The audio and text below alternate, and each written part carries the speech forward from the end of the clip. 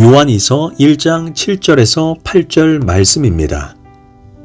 미혹하는 자가 세상에 많이 나왔나니 이는 예수 그리스도께서 육체로 오심을 부인하는 자라. 이런 자가 미혹하는 자요 적그리스도니 너희는 스스로 삼가 우리가 일한 것을 잃지 말고 오직 온전한 상을 받으라. 아멘. 할렐루야. 오늘도 좋은 날입니다. 요한이서 1장 7절에서 8절 말씀 묵상입니다. 오늘은 이단을 경계하라 라는 제목으로 말씀을 나누도록 하겠습니다. 사도 요한은 마지막 메시지로 우리를 영적으로 미혹하여 마지막 때에 지옥으로 끌고 가는 이단을 경계하라고 경고합니다. 7절에서 미혹하는 자가 세상에 많이 나왔나니, 여기에서 미혹이란 무엇입니까? 미혹은 원어로 플라나오라는 단어로 무엇인가 정신에 홀려서 착각을 일으키다, 정신이 헷갈려서 진리를 보지 못한다, 속임수에 빠져서 여기저기 방황하다, 그런 의미입니다. 왜 요한은 마지막 때에 미혹이 많다고 표현했을까요? 그 이유는 요한계시록 12장 12절에 정확히 나와 있습니다. 사단이 자기의 때가 얼마 남지 않은 줄 알고 크게 분내어 너희들에게 내려갔습니다. 이처럼 사단은 이 마지막 시대에 한 사람이라도 신앙에서 이탈시켜 지옥으로 끌고 가고자 발악하고 있는 것입니다. 그 무기가 바로 미혹, 영적인 속임수에 빠지게 하는 것입니다. 요즘 한국과 미국에서도 보이스피싱 전화가 많이 옵니다. 그런데 그 사기라고 하는 것이 너무나 허술해서 조금만 정신을 차리면 당하지 않는 것인데, 순간적으로 뭔가에 홀린 듯 멀쩡한 사람들도 속아 넘어가게 됩니다. 여기 검찰청이다, 여기 카드회사다, 여기 정규회사이다, 여기 은행이다, 이렇게 말합니다. 그러면서 자기들이 전화해 놓고는 이름이 뭐냐, 주민등록번호가 뭐냐, 이렇게 묻습니다. 그러면 요즘 시대에 이런 놈들에게 누가 속냐고 생각할 수 있습니다. 그러나 자기도 모르게 미혹되어, 그것도 아주 친절하게 술술술 주민등록번호, 카드번호 다 가르쳐주고 손해보는 사건 사례가 얼마나 많은지 모릅니다.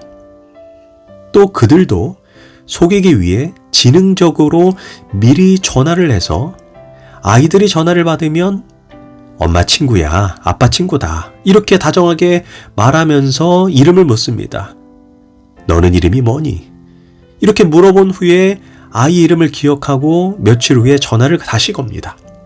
어른이 받으면 아이의 이름을 대고 아무 아이 울음소리를 들려주고 내가 당신 아들을 납치했으니까 지금 당장 5분 안에 송금하시오, 이렇게 협박합니다. 그러면 백발백중 아이가 자기 방에 있는데도 귀신에 홀린 것처럼 당황해서 돈을 금세 송금하는 것입니다. 그러나 돈을 잃어버리면 물론 고통스럽지만 사실 이 땅이 고통으로 끝납니다. 그러나 이단 사냥개들에게 영혼을 도둑질 당하면 그것은 영생을 도둑맞게 되는 것입니다. 고로 다른 것은 몰라도 우리 영혼에 관련된 것이라면 진짜 조심해야 합니다.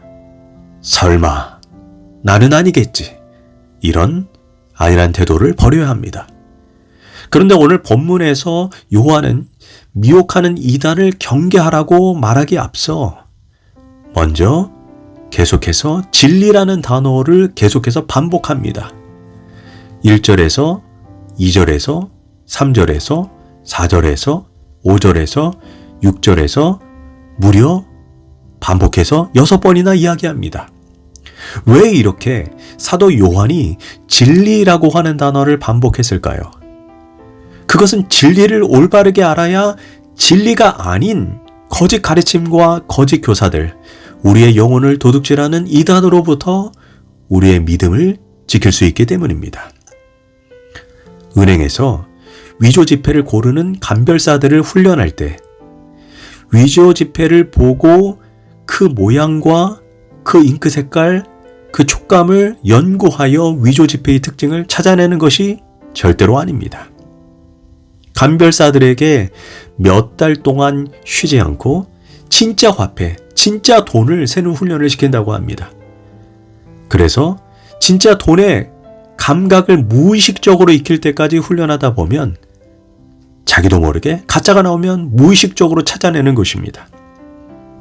이와 같이 우리가 이단 사상에 미혹되거나 빠지지 않기 위해서 이단 사상을 공부하고 특징을 연구하는 것도 물론 중요하겠지만 그보다 우리가 하나님의 말씀을 읽고 묵상하고 깨달아서 그 말씀의 진리 가운데에 머물러야 합니다. 그뿐 아니라 목회자를 통해 말씀을 듣고 또한 성령께서 나의 닫힌 눈, 은폐된 눈을 열어 성경의 진리를 올바르게 알 수 있게 해달라고 간구해야 합니다. 그럴 때 가짜가 다가와서 미혹할 때 그것은 진리가 아니다. 우리 영이 스스로 분별하게 되는 것입니다. 그렇다면 성경에서도 가장 핵심되는 진리가 무엇입니까? 바로 예수 그리스도입니다. 하나님의 아들 예수 그리스도가 성육신하여 직접 인간이 되셨고 우리의 죄를 대속하기 위해 십자가에서 죽으시고 장사되시고 3일 만에 부활하셨다는 바로 이 진리를 분명히 명확히 가슴에 새겨야 합니다. 또한 무엇보다 오직 하나님께 나아가는 길은 예수님을 통해서만 가능하다는 것을 분명히 깨달아야 합니다. 그래서 아들이 있는 자에게는 생명이 있고 아들이 없는 자에게는 생명이 없다라고 성경이 말씀한 것입니다. 예수께서 이르시되 내가 곧 길이요 진리요 생명이니 나로 말미암지 않고는 아버지께 올 자가 없느니라. 아무리 말끝마다 우리 하나님 아버지라고 고백한다 해서 같은 하나님이 아닙니다. 오직 예수 그리스도를 통해서만 만날 수 있는 그 하나님만 우리가 고백하는 하나님입니다. 예전에 어학을 미국에서 공부할 때 이슬람을 믿는 친구가 있었습니다. 어느 날 그 친구가 저에게 이렇게 말합니다. 나와 자기가 믿는 하나님이 one God, 즉 똑같은 하나님이라고 말을 하는 것입니다. 그러면서 brother, 형제 이렇게 말했습니다.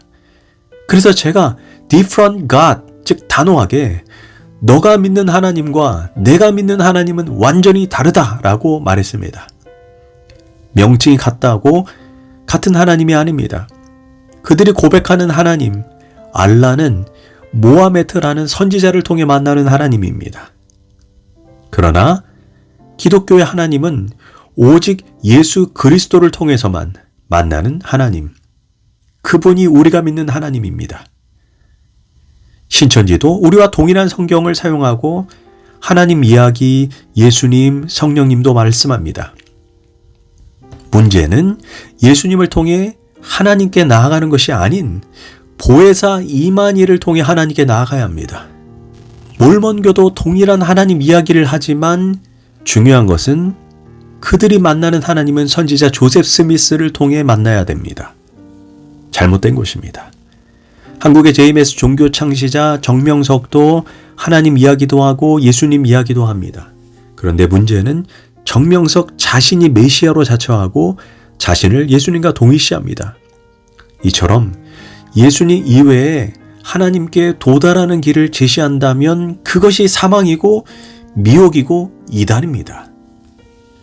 요한이 살던 당시 가장 큰 이단이 영지주의라는 이단이 있었습니다. 이들은 영은 거룩하고 순결한 반면 육은 더럽고 추악하고 악하다고 생각했습니다. 영지주의는 오직 영을 추구하고 영적인 지식만을 인정한다 해서 영지주의입니다. 그들은 예수님을 인정하나 예수님께서 육체로 오신 것을 부인합니다. 왜냐? 영지주의는 영이 중요하니까.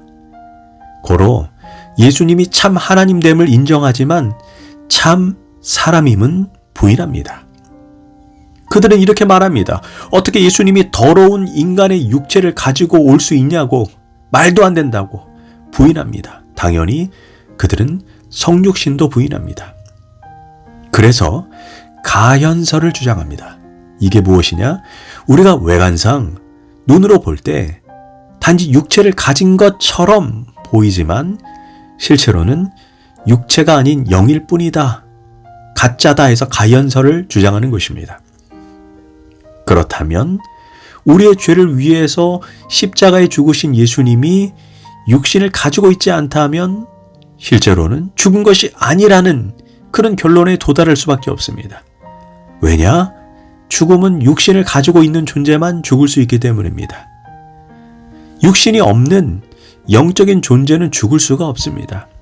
결론적으로 그들의 의견에 따르면 예수님이 십자가에서 우리를 위해 죽은 것이 아닌 죽은 척 했다는 결론에 도달하는 것입니다. 그렇다면 우리는 여전히 죄인으로 머물게 되고 결국 심판을 받고 영원한 형벌을 받게 된다는 것입니다. 우리는 여기서 이단의 특징이 무엇인지 알 수 있었습니다. 영주주의자들은 하나님, 예수님, 성령님도 인정합니다. 성경도 인정합니다. 그런데 이들은 예수님이 육체로 오시지 않았다는 그 한 가지를 틀어버리는 것입니다. 그래서 이단은 같을 이의 끝이 다르다 할 때 다닙니다. 더러운 이단 사설에 빠지지 않기 위해 고로 우리는 성경을 읽고 목회자의 설교를 듣고 참으로 진리 안에 깨어있기 위해 힘써야 할 것입니다. 10절과 11절입니다. 누구든지 이 교훈을 가지지 않고 너에게 나아가거든 그를 집에 들이지도 말고 인사도 하지 말라. 그에게 인사하는 자는 그 악한 일에 참여하는 자임이라.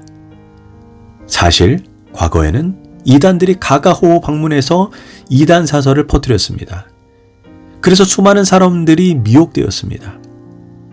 그런데 요즘은 더 무서운 시대를 살고 있습니다. 바로 미디어 전쟁 시대입니다. 우리가 언제든지 무분별하게 유튜브에 들어가 은혜 받겠다고 아무 설교나 듣게 되면 우리의 영혼이 더욱 쉽게 미혹되는 상황에 놓이게 된 것입니다.